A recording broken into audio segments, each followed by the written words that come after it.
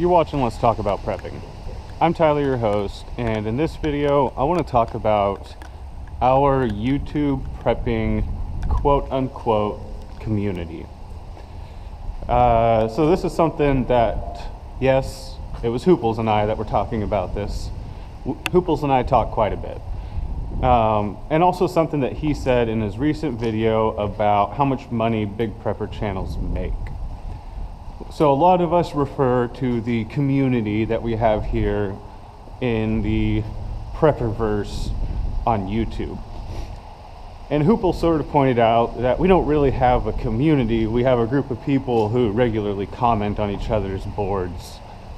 And I would argue that that sort of is a community. Now, Hoople's point, and it was a very good point, was that it's not a community that's being provided for us by an individual any more than your neighborhood is provided for you by the homeowners association.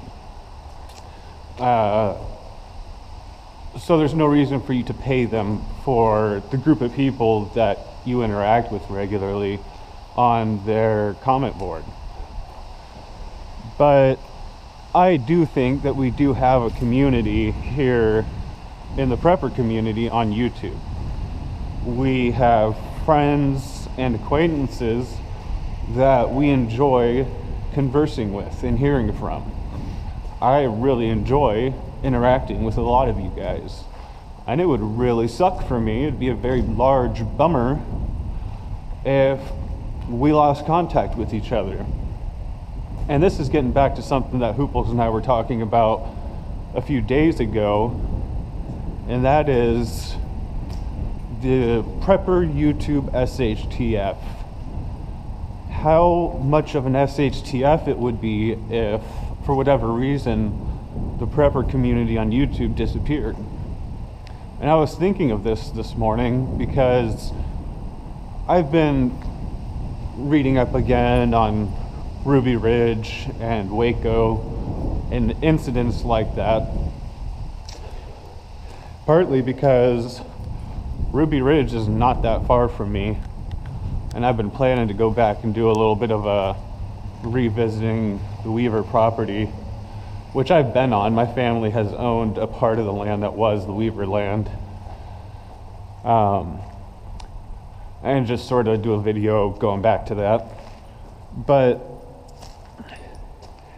imagine what would happen if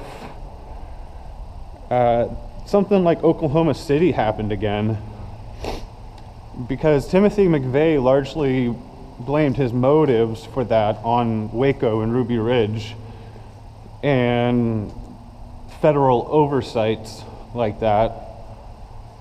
What if someone did something like that and blamed it on channels like prepping channels or conspiracy theory channels that are linked with prepping channels?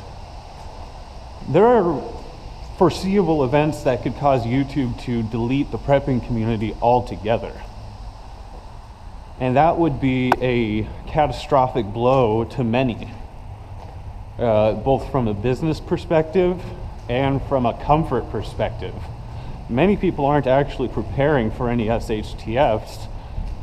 They're just watching YouTube channels to get their fix or their sense of community. And I don't necessarily think there's anything inherently wrong with that. I would rather people were watching prepping videos than ASMR videos or whatever else they might be watching. Heaven forbid network television. But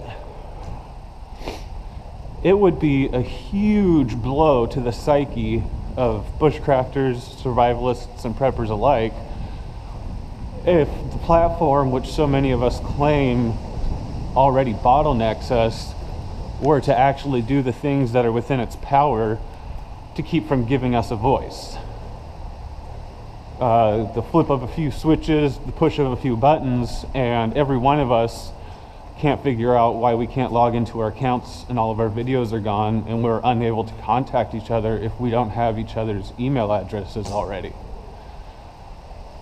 So it's an interesting thing to think about. Part of the reason that I want to mention this is because I do have an email list that I'm trying to build. if you contact me at ltaprepping@gmail.com, you're welcome to give me just your YouTube account name or as much personal information as you feel comfortable giving me to make sure that we can stay in contact, because many of you are people that I care personally about as far as our personal interactions allow me to.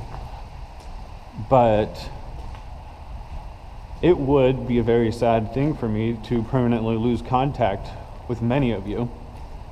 And I think that it is sort of a goofy thing that we are so completely reliant on Google, of all companies, to provide us with our sole source of interaction. I do plan on my email list evolving to be more than just an emergency contact list. I want to start to make sure that everybody knows about the videos that I put out through a voluntary video alert email list and various things like that. So I hope that's something that some of you guys might be interested in. If you are, again, that's ltaprepping@gmail.com. I'll put that down in the description down below. Anyways, I hope that was interesting. Hope you guys are all doing well. Everybody stay safe out there.